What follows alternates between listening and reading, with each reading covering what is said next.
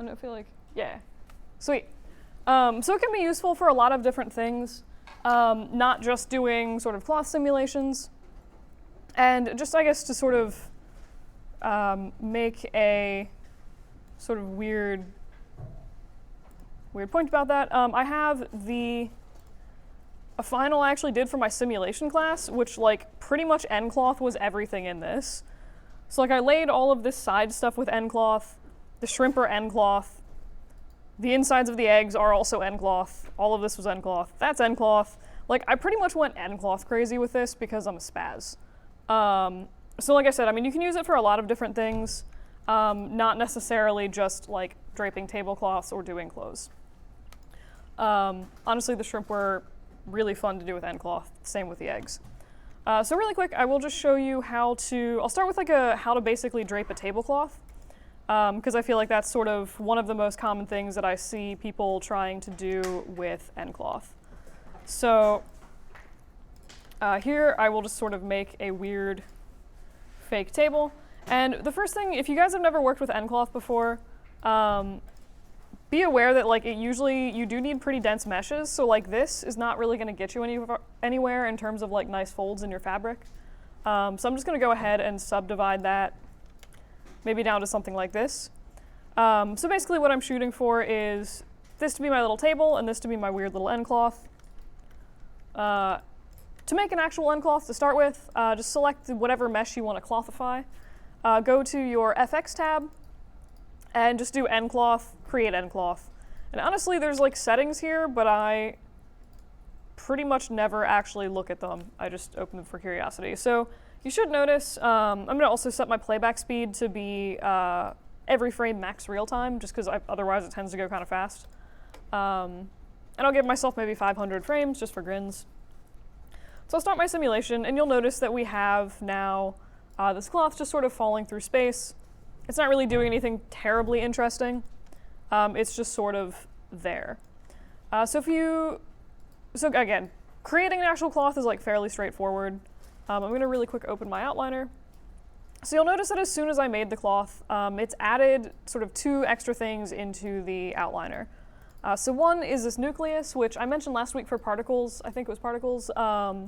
This pretty much has a bunch of like global settings for stuff like gravity, wind speed, wind direction, noise. So this is going to be like global settings that affect your simulation, kind of just like environment stuff. And then you also have settings for the actual cloth itself. And I'll go over some of these a little bit more in a minute, but you'll notice that a lot of them are actually really similar to like the collisions for particles. To a certain extent, like some of the dynamic properties are kind of similar. But again, I'll get to those shortly. So I'm just gonna reset my sim. So one thing you can do that's kind of cool is just like, again, if you want wind speed on this, you can just put the wind speed in your nucleus up to something. Just probably like play around with different values. Direction is based pretty much like the direction from the wind we played with last week, where this is like X, Y, Z. So this is just saying move in the positive X direction. So if we play the simulation now, you can kind of see very awkwardly that like the wind is sort of starting to take the cloth and it's just sort of blowing it awkwardly around. But yeah, so I mean that's wind, kind of play around with that if you want. There's also wind noise, which can just sort of like vary how your wind works a little bit. But I'm not gonna spend a lot of time going over that. Honestly, a lot of times with sims, it's just kind of like tweaking random settings until you kind of figure out like what works for you and like you get something that you like. But anywho, so I'm assuming that this is, again, supposed to be a tablecloth, so I want this like fake table to actually interact with my cloth. And to do that, you need to set up actually the same thing as you would if you wanted like particles to interact with it. And you just want to set up a end cloth passive collider for this table. So just go to end cloth and again, create passive collider. And it's made this little end rigid here. So theoretically, once we drop the cloth now, it should wrap around that table and just sort of do, something kind of interesting, I guess, with the draping there. So every once in a while, and of course I can never recreate this when I want to. So every once in a while, the cloth will sort of, instead of just like sitting on the table, it'll start falling off one side if you ever need to fix that, usually I'll just grab the end rigid for the table and go into collisions and just turn up friction super, like as high as it can go. If that doesn't fix it, put a little bit of stickiness on, and that'll usually like hold the tablecloth in place. So other things to be aware of with this. If you'll look at this, you'll kind of notice that there's this weird sort of doming happening on the tablecloth where it kind of like pops up towards the edges. And this is one of the most common things I see, bless you, with tablecloths, where anyone want to take a guess at like what's causing this? All right. Basically, it's just literally just not having enough geometry in this tablecloth. And kind of the same thing for it's not really getting a lot of crazy detail around the sides. That's also because there's just not a whole lot of resolution in this for a sim. Maya is not. There are other programs specifically designed to do cloth sims that will do much nicer things with lower res geometry. Maya is not one of those programs. You just need to add a crap ton of topology if you want to actually get nice deformations. So really quick, I'm just going to duplicate this cloth so we have it for reference. I will go back to the start of my thing, and I'm just going to subdivide this mesh again to get a little bit more resolution in this. And this is probably going to explode the computer aggressively.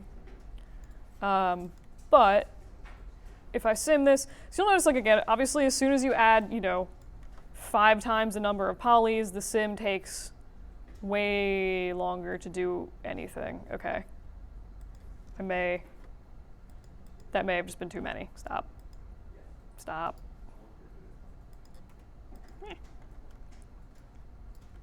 All right. Hang on. Wait, undo some of that.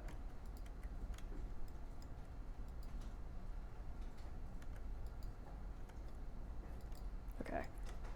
So this is back where we started. Great. Okay. Okay. Try one more subdivision because I don't feel like crashing the computer. All right. So you'll notice, like, as this starts to fall, I mean, one, like I said, it is definitely simming way slower, but you will notice that because of the extra geometry, it looks like you are getting a lot of sort of nicer little ripples and stuff like that in the side of the cloth. Wait for it. There still is a little bit of that sort of like weird bump on the top of the cloth, but it's a lot less extreme than it was on the first version, which here's the original version and the sort of subdivided version. But yeah, honestly, this totally is just one of those things where, like, if you want really nice tablecloths, like, I would just need to suck it up and add another subdivision level. But that's like super basic stuff about just like basically making end cloth. Again, if you're ever noticing these issues where like it's not quite wrapping around the edge of your table, add more subdivisions. There's kind of no way around it. For demo purposes, I'm just not going to do it because it would take a really long time. And then I'll demo, so like here's some of the different settings for the end cloth itself. So I'm not gonna focus a whole lot right now on collisions. I'll come back to them in a little bit. I'm gonna mostly look at the dynamic properties of this. So if we can turn off, pretty much like turn off stretch resistance. And this usually is going to, I don't recommend setting that all the way to 0.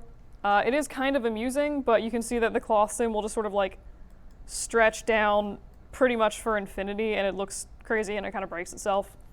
But depending on the type of cloth that you're using, you can try to sort of mess with that and get different effects. This one does like literally exactly what you expect. It just makes it stretchier the lower you set that. Compression resistance is going to be less obvious on a model like this, but that's basically like if something is crushing into your cloth or the cloth is sort of falling on top of itself, how much it will compress.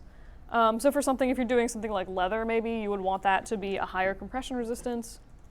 And then same thing a little bit for bend resistance. It just resists wanting to bend at all. So if I set that up higher, you'll notice that the cloth is like, I kind of refuse to wrinkle down.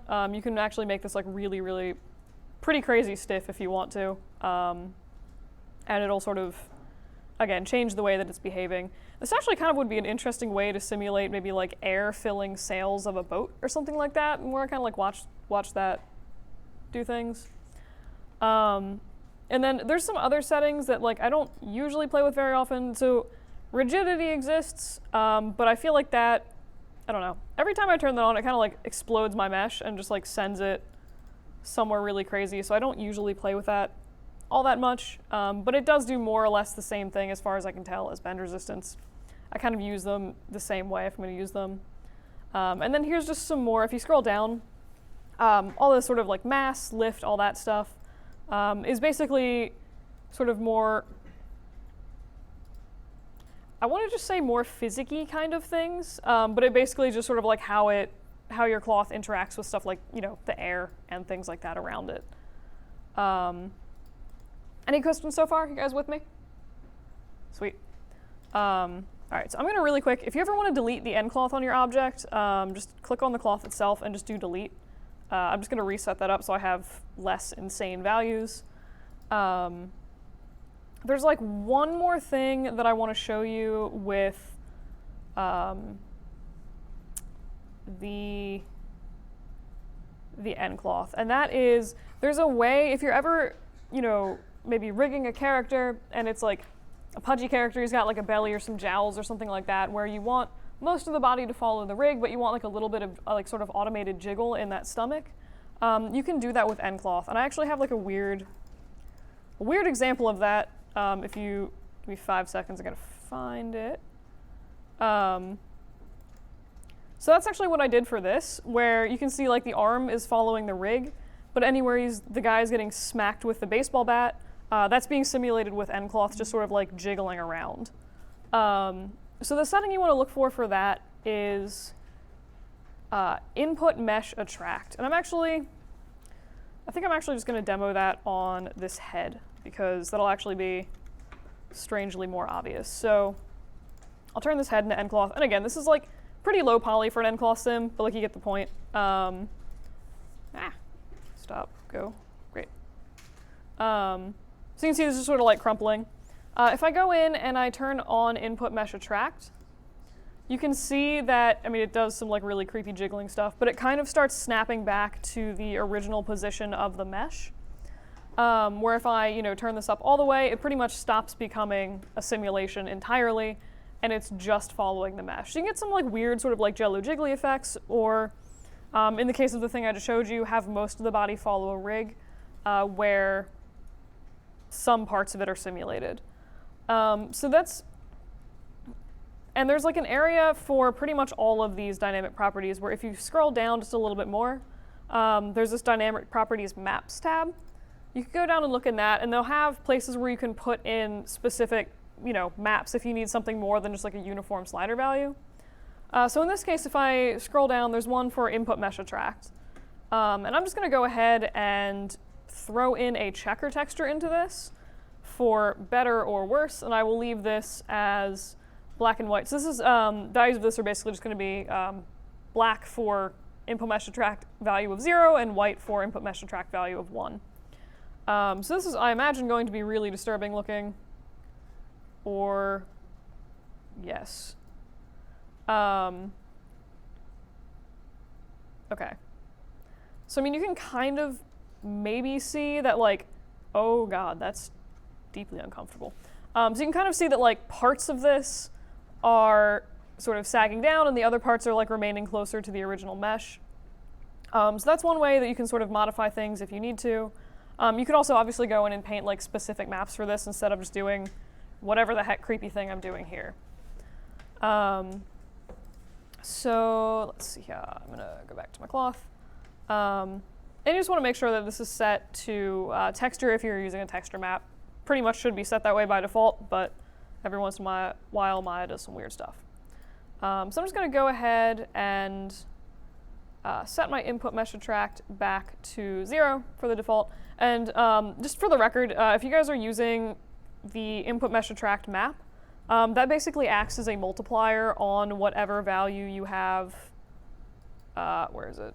If you scroll up here. So the reason that part of the face, like this part of the face was still a little bit jiggly, is because I had some input mesh attract turned on up here. So the value of black was actually pretty much defaulting to this like whatever very small value I had, if that makes sense. So if you ever put a map in and it's not behaving the way you expect it to, double check the settings that you have up here and just make sure that they're pretty much usually will be like set to 0 or like some value that is not going to affect your map, if that makes sense. All right, so I'm gonna go ahead and turn that off. So this should be pretty much like the default cloth where it'll just sort of like fall in on itself. The other thing that I just sort of like want to show you guys really quick, because this is actually what I used for the eggs in the weird little sim thing that I showed you. But it has some other uses if you ever want, for some reason, wanted to make like a bouncy house or like a hot air balloon, something like that. You could go under the pressure settings tab. And this is, again, still just an end cloth shape. Just scroll down a bit. And this is basically kind of like a balloon, basically, or it's like simulating air and pressure in your object. So you notice that as soon as I turn that on, the head starts sort of almost reinflating itself and like behaving a little differently. It's kind of like, it looks like it has a little bit of pressure in it now. If I set this down to negative, it basically sucks all the air out of your object. So again, this could be an interesting way to like do an air mattress or some weird similar effect. If I set this to something really crazy like 10, it does some very disturbing things to this face. The eyes pretty much explode out of the head, and this is what we are left with. So among other things, honestly, this is just fun to play with, but you can get some interesting effects with that, depending on whatever you're trying to do. I imagine something like that would also be really good for water balloons, if you're just looking to have like that little bit of jiggle as you sort of like throw the balloon around. And again, any of these values are keyable, so if you want to start out with a value of like 0 or something like that, and then bump up the pressure suddenly, totally can do that. There's also separate fields for like wind field generation and some other stuff. Usually I just use nucleuses or other things because I feel like it's just sort of more easily recreatable. I can hook those things up to other endcloth sims and have it drive things universally instead of just doing like a per unit thing, if that makes sense. So that is like 70% of the stuff that I had for you guys with endcloth. There are some different like constraints and stuff I wanted to go over. I'll show you how to make like a little flag that maybe rips in half. But I do really want to go over caching. And I think I actually added on the Google Drive a literal just doc about caching, because I realized I forgot to go with my other class. So here's my weird caching doc if you need this. It's just floating in the default folder of the Google Drive. But basically caching is a way to save your simulation information so that you can access it later and you don't need to resim your animation. So it's basically saving all the data from your sim so that you can scrub through it quickly, watch it faster in the viewport, and most importantly, if you're going to throw this on a different computer or render frame like 150 to 300, that kind of thing, it's not going to break your sim. It's going to have all that data and ensure that your sim is properly set up to render without like blipping weird glitches in it. So really quick, I'm just going to I will set some sad little keyframes on this sim. That's not terrifying at all. I'll set this back to 0. All right, and key this. So like I said, these are keyable, so I'm just going to go ahead and do that. So we have like basically a head that's going to kind of like fall and do whatever the heck it's doing. That's so uncomfortable. All right. So usually when you're going to start a cache, you're going to set your time slider to whatever values you want to have that cache go for. So if you set your cache from frames like 1 to 100, like I'm doing now, any time or like any frame past 100, it's going to have to resim it for. So I usually just go, towards the end of my animation or like whenever I'm ready to stop animating. So basically just grab your object and just go up to the end cache tab and do, wait, or am I going crazy? Hang on. Yep. Create new cache, and then just do an object. And to do this, you are going to want to make sure that you have your project set. I'm just going to use the default Maya folder because I'm honestly being really lazy. And then I would just label this maybe like head cache 1 or something, like whatever. I kind of ignore the file format and or the cache format. Maya, as long as Maya can read it, it's totally fine. And then I also usually do the difference between one file per frame and one file. I'll usually just do one file per frame. Again, I just kind of leave it at the default that it chooses. And you can also, again, set the cache time range. Either I just do time slider because I think it's kind of easier. But you can use your render settings or define specific start and end points if you so choose. So I'll leave mine at time slider for now. And then the evaluate every frame is basically saying how often do you want to calculate the sim. So if you can set this to something like 0.25, which means for every frame of your animation, it's doing 4 calculations on the cache. This is going to make your sim more accurate. It's also going to take longer to calculate. And then if you want to, you can like save every one evaluations. So in this case, like I said, for every frame with these settings here, you would have four files saved basically for each evaluation for each frame, if that makes sense. If I wanted to calculate every 0.25 frames, I could set this to save every 4th evaluation, and that would basically do more calculations to ensure that your sim is accurate, but only save one file for every frame. In case you're like trying to save on computer space or you know you're not going to need them, that kind of thing. So I'm just going to set this back to the default 1 and 1 and hit apply. And this should be pretty fast, so I'll just let it kind of go. But you'll notice that like once this is done, I will be able to actually go through and scrub through my timeline like I would with any other animation. So you'll notice like I can now do this and my sim isn't suddenly exploding. Had I tried to do that before, it very much wouldn't work and it would have just been really, really gross. Any questions on how to create a cache? All right. So there are like a few other settings. I feel like honestly caching is like pretty self-explanatory. If you click on the End Cache tab, there are options for replace caches if you want to basically overwrite the existing cache that you have. There's options for deleting caches, etc. And basically this just sort of lets you control your cache. So the basic premise with caching is that like once you cache your sim, Maya's assuming that you're kind of happy with it at that stage. So if you want to go back and continue modifying like the different settings of your simulation, you would have to actually turn off your original cache to be able to see those changes. And unless I'm going crazy, you should be able to find, if you just sort of like click on your object or the end cloth, if you scroll over enough, you'll see this little tab for the cache that's created. So if I just click the enable button to turn that off, it should theoretically turn that off, and you'll kind of notice that when I scrub through now, it's not doing nearly as organized of a job as it did previously, and the sim itself is actually different. So like if we enable the cache, you'll see that like the head fell down at the end, but as I just sort of scrub through it, that doesn't really happen. It just sort of takes its best guess. So again, turn the cache off if you want to make changes for the settings, and then you can override or add existing caches later. There's also ways, I'm not going to super go over it, but if you need to blend between 2 caches, there's ways to do that, and that's all listed out in the doc. It's fairly self-explanatory. But yeah, so again, caching is important. Do it for pretty much any simulations you're doing, particles, whatever.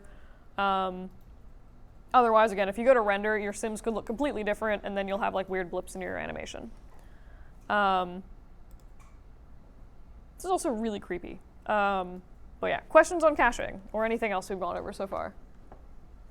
All right, cool.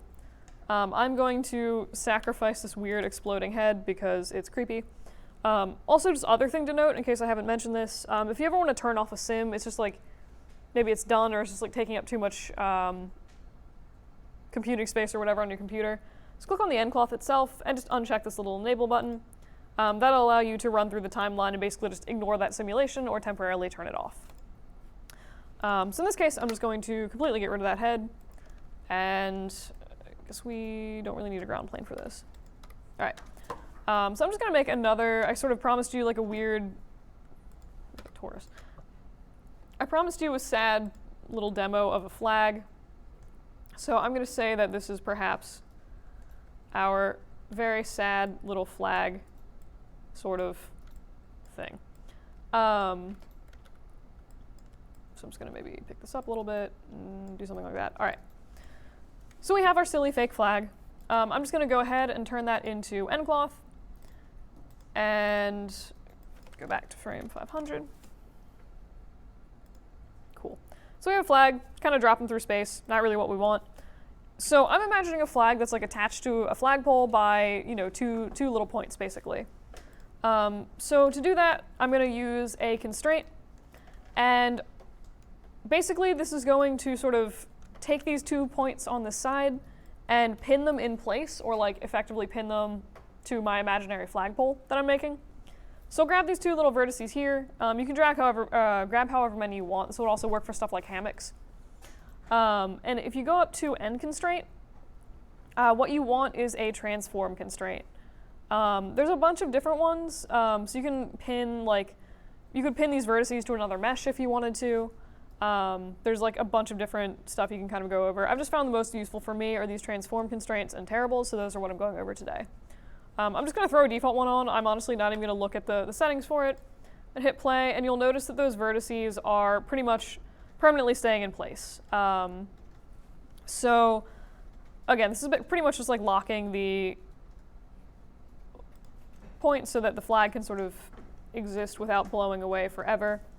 There's also sort of other, if you go into the dynamic constraint itself, you can play around with the strength of the constraint. So if you set it to 0, the constraint is basically going to not really interesting. It's going to like not really do much. It's going to kind of like continue dropping your flag through the air. You can set the constraint higher and it'll sort of snap it back into place very aggressively. I'll set this back to the default 20 and stop trying to explode my sims. But the fun thing about constraints and endcloth is you can pretty much like key most of the values to like define exactly how you want stuff to behave. But in this case, what I'm going to do is just go in and turn on some wind.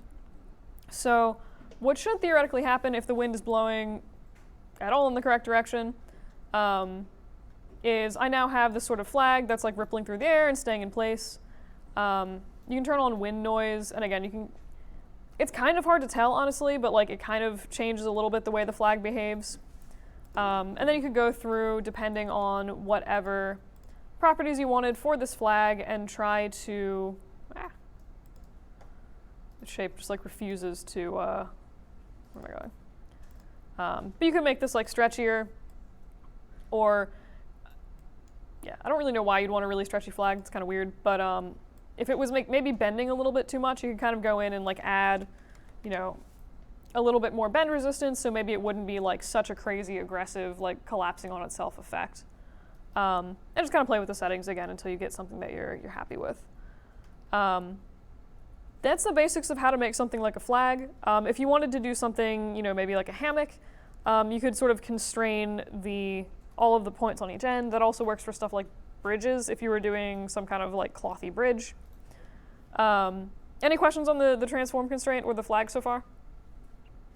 All right. So other thing that you can do, this is relevant for one person specifically in my other class, probably less so for a lot of you guys, but it's still kind of cool to know it exists, is the terrible constraint. So I'm going to show you really quick what happens if you just apply that to an object. But basically this is going to, just go to end constraint, terrible surface, just click it. And you'll see we have this constraint, extra constraint over here. Basically, what I imagine is going to happen now is almost immediately these corners are just going to kind of fall off the mesh.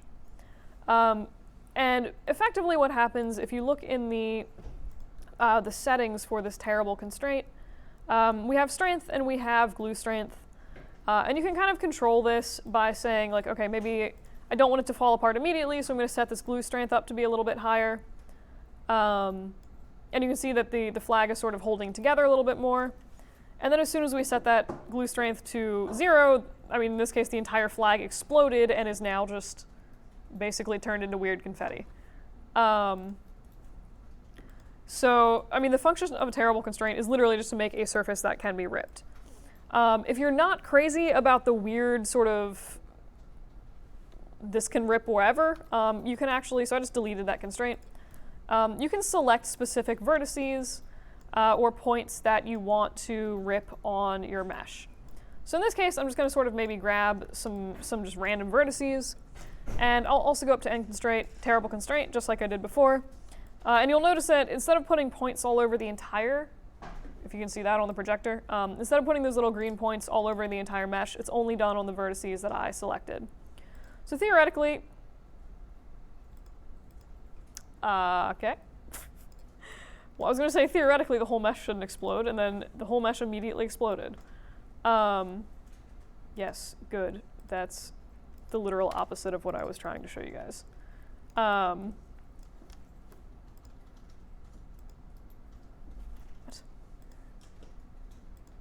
Okay.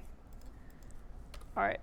I will say that, like, for some reason, I don't know why, tearable constraints are always one of those things where sometimes they work exactly how you expect them to, and other times the whole mesh just explodes for no apparent reason. This appears to be one of those times where it is just sort of exploding for no apparent reason.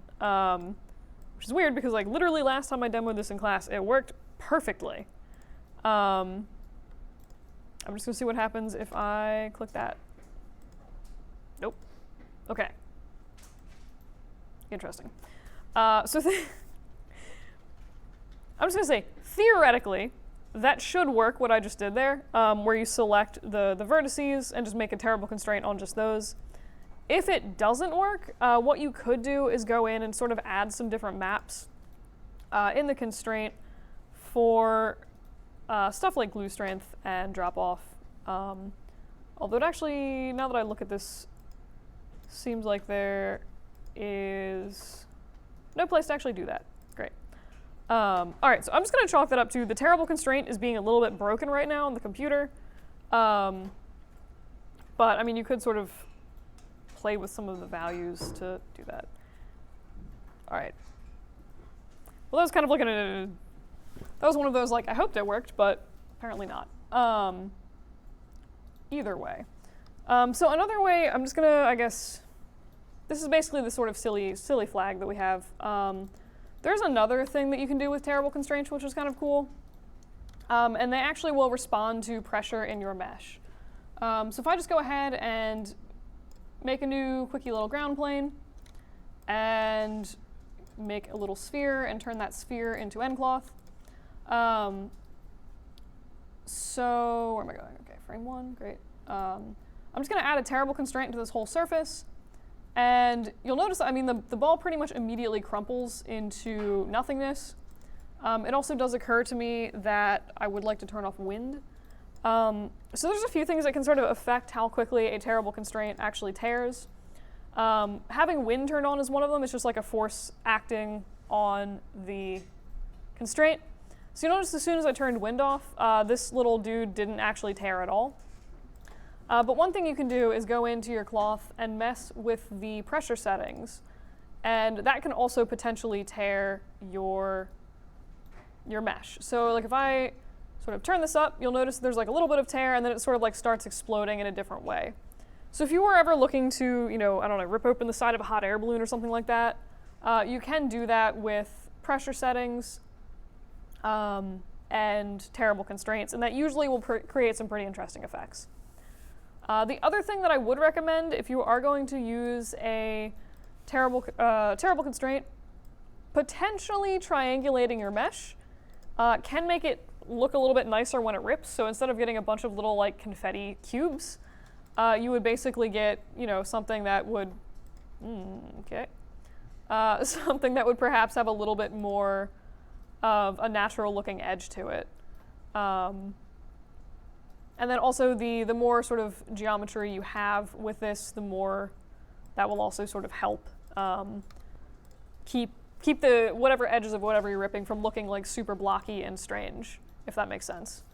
So these also work with caches. You can cache your mesh sort of exploding. That's a weird effect.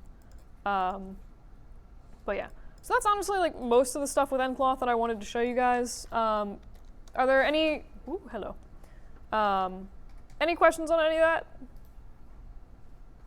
All right, cool. Yeah, Encloth is super fun, honestly. So the other thing that I wanted to go over, I did Mash with you guys last week. Yeah, I did like the little barbed wire demo. Okay. Sweet. All right, let's make a new scene. So other thing I wanted to go over is dynamic objects, and I'll do both soft bodies and rigid bodies.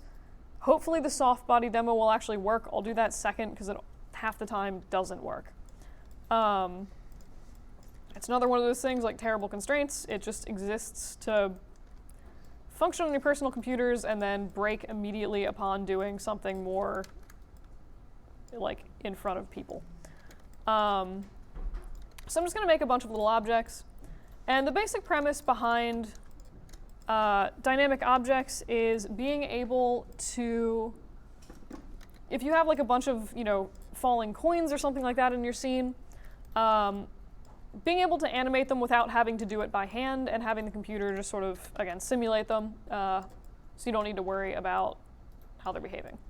So I just made a bunch of like random crappy objects, and basically, again, I kind of want these to like fall, bounce off the sphere, and then hit the ground. So what you would want to do is, I'm just going to group these to keep myself organized, grab all of the objects that you want to be movable, and go to, Fields and Solvers, again, still in your FX tab, and go to Create Active Rigid Body. And just for the record, active rigid body and passive rigid body, they can switch back and forth, so if you set it up as like the wrong type or whatever, don't worry about it. Literally, the only difference is a single checkbox. But active rigid body is default something that will move through space once you play through your time slider. So I'm just going to hit play, and you'll notice that actually nothing happens. And that is because we've not actually hooked up any gravity or anything like that to these. So you will notice like each of these now have a little rigid body node on them. But basically, if I want these to move, I do need to add, gravity or wind or some kind of field. So once again, go into Fields and Solvers, and I'm looking for gravity field. So you can just set one of those up in your scene. It'll make a little gravity field here. And by default, all gravity in Maya is set to the real, like, actual 9.8 value. And theoretically, yeah, so our objects are now falling through space. Clipping through a bunch of stuff, but like that's kind of fine for now. If you ever, so I'm going to delete that gravity field. If you ever make a gravity field or any other field and then play your scene and it's clearly not interacting with your objects, there's an easy fix for that, and that's just grab your gravity field or whatever field you're working with and all of your objects that you want it to interact with, and do Fields and Solvers, assign to selected, and that basically says, hey, field, affect all of these objects. So you can see now these are working again. And the beauty behind doing something like that is if you for some reason did need to, you could make like half of these objects be affected by one field and half affected by another. So if I wanted, I'll just do a gravity field and do another gravity field, and this one, the second one, I'm going to set to a value of like 100. So theoretically, one side of these should fall way faster than the other side. Yeah, like they just drop, they're gone already. So it can be an interesting way to sort of, by like assigning multiple fields, to sort of fudge how things behave and the speeds of things a little bit. The customizability of that is kind of nice. So in this case, I'm just going to go back up to my original gravity field and just assign that back to my objects. So now we have, again, objects that are sort of like falling through space. If I want the ground and little spheres to be objects that the falling objects interact with, you just want to go up to fields and solvers and do passive rigid body. So like I said, the only real difference is that an active rigid body is moving, whereas a passive rigid body is just going to basically hang out in the same spot and be interacted with by the other objects. So now obviously these cubes have like actually hit the objects and sort of sim themselves off the ground plane. If you decide that you do actually want like the sphere to suddenly be a active rigid body rather than passive, just click on the sphere, go into the little rigid body node, and literally, like I said, just check on this active box. It's the only difference between active and a passive collider. So if we go through and you sim that now, you'll see that the sphere actually kind of like starts rolling around as it interacts with the cubes. Any questions on that so far? What? Interesting. Cool. And this is just floating off into space because I've not actually hooked it up to gravity. So, yeah. And you can also, if you are so inclined, you can actually key this value. It's one of those really dumb, annoying things. I'll do it for these guys up here. Oh, the other really fun thing is that, as far as I know, unless I'm going crazy, because of the way these are labeled, if you want to like turn off all of these cubes, you need to actually go in and do it individually for each object, which kind of sucks. I feel like there has to be a better way to do it. I've just not found it yet. But they all have their own like rigid body, 19, rigid body 20. So turning off active in one is not going to turn it off in the rest of them. So we have this one cube here that's just like chilling. If I decide that on frame 83, maybe I want that to, what are you yelling about? Okay. I want that to suddenly become active. You just right click it and do set key as normal. You'll notice that there are like keyframes labeled in the time slider. This is one of those irritating values that doesn't show you that it's keyframed at all. Presumably, if you dug deep enough in the time slider, you could actually find the keyframe for that. So like you can find it here. Usually, I'll just sort of go into my graph editor, and it'll also list it there. So it'll show you like the rigid body 20 has a keyframe on the active property, and then you can like modify it or do whatever you need to there. But that's just like, I can never remember what I keyed if they don't label it, and I never use the channel box for animating because I just find it kind of annoying. So if you're ever in doubt of like what you've keyed, you can just open this and it will show you a list for all of the objects of exactly what you've keyed for that. So there's no doubt about it. But basically, so if I restart this, you'll notice that this guy just sort of stays here, and then right as that active keyframe is set, it starts dropping again. So it can potentially be a cool way to sort of have a bunch of glass or like coins or something that stay stationary until they're struck, and then it will actually start doing whatever you want for the animation, or like basically hold an object together until you're ready for it to break. So that is effectively dynamic rigid bodies. There are pretty much the same thing for anything else. There's settings. Set that to not be active. If I wanted to maybe turn on bounciness of this passive rigid body, theoretically, that would make the cubes sort of hit it and like bounce off of it, more like a trampoline. You can see most of them have sort of now fallen off the sides of the tablecloth, or the table, whatever. And then you can also turn off or turn on a bunch of the different frictions, so that theoretically, like some of these objects are kind of like sticking to it a little bit more. So again, pretty much the same sort of settings that you have for most of the other dynamic sims and stuff like that we've worked with so far. Any questions on that? All right. And like I said, that is like pretty much most of rigid bodies. There are, if you're so inclined, there are a bunch of different types of constraints for these. Where are they? Wait, what the heck am I doing? Yeah, so if you go under fields and solvers, you'll notice that, again, there's like a bunch of different types of constraints. They kind of function, I mean, I would say honestly, just go through and play with them, because they're fairly self-explanatory for the most part. So you can do like a nail constraint, it'll create, where is it? It's gone through and it's just made like this little teeny nail in the center of my object. You can pull that outside of your object, and basically what this is going to do is function more or less like this object is suspended from this nail by this sort of string, if that makes sense. Like this line is like kind of acting like a string. So if I go ahead and I play this, instead of falling straight down, you can kind of see it's just like swinging casually through the air around this point here, and it's holding the distance between the nail, etc. So there's other ones. You can make whatever kind of constraint you want and change them pretty much here. But there's like springs, hinges, there's a barrier, so if you wanted to, say, not have the little cube pass through that barrier, you can drop it, and you can see it's kind of like if you've used like the old Maya directional lights, pretty much as soon as it hits that barrier, like this extends out for the entirety of the Maya universe.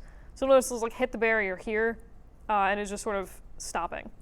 If I rotate this down a little bit, it should fall a bit and then just sort of keep going on that slope.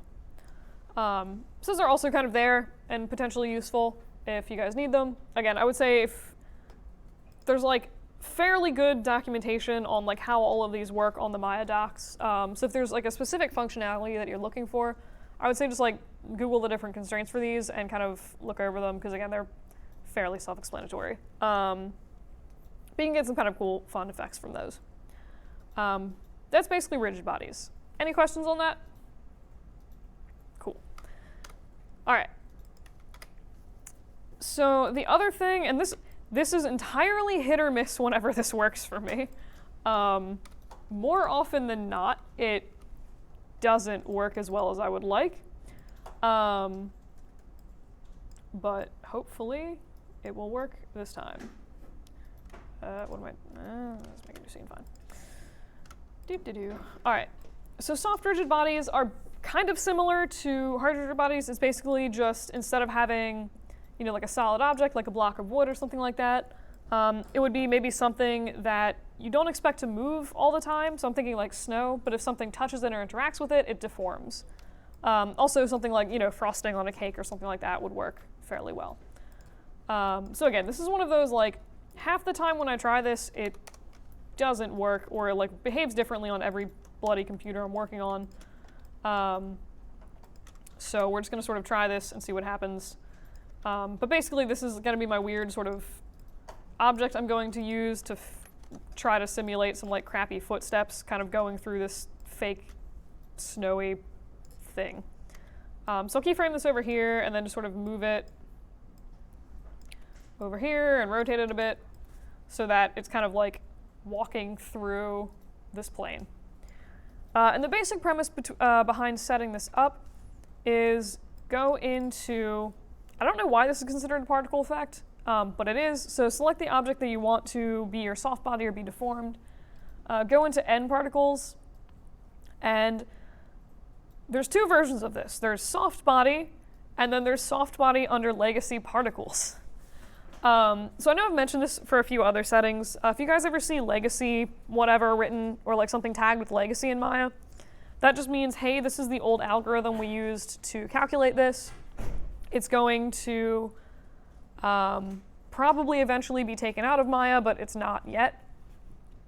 So you can use, so like this is basically the old way they calculated soft body, and this is the new way that they calculated it. More often than not, I find the new one, I don't think I've ever been able to make that work, so I'm going to try this legacy one, and hopefully that doesn't explode. But you'll notice that it's put, as soon as I've clicked on that, it's made this little particle plane. I'm just going to turn off my grid. And you'll see, I hope you can see maybe, if you kind of look at the grid, there's like a bunch of particles on it, on every vertex on the grid. And basically what this is doing is it's saying, if anything touches these static particles, it's going to move them. Basically, they're using the particles to calculate collisions, if that makes sense. So if we hit play, nothing happens. Like this isn't simming, this isn't interacting with it. That's pretty much what you'd expect for this point. This isn't something that is going to behave like N-cloth and deform unless something is actually touching it. So the way that I've had the most luck making this weird object actually interact with this little plane is to make it an N-cloth passive collider. There is an option under N-particles to make collide, which more often than not, like, does pretty much nothing for me, and I have no idea why. But like I said, sometimes N-cloth passive colliders will work pretty well, and in this case, they do not. Yeah. This is like, again, one of those like hit or miss things. Sometimes it works amazing, sometimes it doesn't work at all. The thing that I found will literally always work, but is not necessarily what you want, is turning this weird spinning thing into a particle emitter. So if you go to N particles and emit from object, as I play this now, it's going to shoot out this ridiculous stream of particles, which, why is that not, what? Okay. Give me 5 seconds. I'm going to try the new one just for grins, because I've also never seen that just not work at all. Okay, weird. So I just went back and I deleted the original particle plane that I used with the legacy soft body, and I just set it to the new soft body, which apparently on this computer works better. But you'll notice, like, as soon as these ridiculous particles cascading out of this spinning thing touch the ground plane, it sort of continues like stretching it down. Obviously this is like a little bit aggressive and not quite what we want. You could, if you wanted to, mess with these settings for these particles being emitted so that maybe they died a lot faster and wouldn't, continue to drag the ground plane down, or maybe they would just like stick to the object itself. In this case, I'm just going to go ahead and delete that emitter, or delete the particles and delete the emitter. And then for grins, I will try the passive collider again with the new algorithm. Okay. Weird. And this one is actually working. So this is, the ground has the create soft body from the N particles, not the legacy one, just like the new one. And then this object has been turned into just a N-cloth passive collider. And you can see that, again, it's pretty much behaving terribly, but it is like deforming the snow, or like this ground plane. And there's a few settings that sometimes, like if you don't want it to continuously pull forever, there's a few settings that you can kind of use to fix that sometimes. It takes like a little fiddling sometimes, but one thing that you can do is go into, where is it? All right. If you go into blah, blah, blah, where is it? Hang on, sorry. Whoops. Soft body mesh component editor conserve. All right. So select your plane or whatever your soft body is. Go into the dynamic properties, and you can try setting conserve to be something higher. In this case, it's already set to 1. I might just try for grins, entering something like 10. And in that case, that actually doesn't really do anything. This is like apparently locked at 1. But in this case, actually, I was like, what happens if I set this to 0? And that actually does a lot better job of not dragging along with the object. So basically what conserve does, specifically for particles, a little bit for other things, is how much of the velocity or motion, whatever, of the object is actually being maintained. So if you set conserve to 0, it's going to, more or less, as soon as a force stops acting on it, it's not going to continue that motion. So with this set to 1, you can kind of imagine maybe that like these particles are having the momentum, I guess, of the object dragging through them, and it's just sort of like carrying on after the object isn't interacting with it anymore. So by setting this to 0, it pretty much stops as soon as the object isn't touching it. And now we have, I mean, these are like some pretty wonky looking footprints, but we do have this object that has been sort of deformed based on this thing here. So you can do some kind of like weird, interesting stuff with this. Again, if you're ever looking to do something maybe like footprints in the snow or something like that, it could potentially work well for something like this. Let's see here. Yeah. Other thing that I have found that will have usually cause issues is if whatever object like that is colliding with your soft body, so in this case this weird like spinning thing, just make sure that that's a solid object and doesn't have any holes in it. Sometimes the holes can make things a little weird, because if the sort of back of an object is interacting with your soft body, it can cause some like kind of gross effects, because the soft body ends up inside your object and then it doesn't know what to do, if that makes sense. But yeah, so that's more or less soft bodies. Anybody have any questions on that? Okay. So I'm not gonna lie, I've like actually never used these for anything. I just sort of like know that they exist, and I knew enough to sort of show you guys that they exist. So I think that was pretty much everything I had for you guys since I went through MASH last week. So once I'm done with this, I'm going to just do some open lab for the rest of the class, and again, help you guys with whatever issues. While I'm here, do you guys have any questions about particles, rigging, just sort of any random things? All right, in that case, I am going to say, if you guys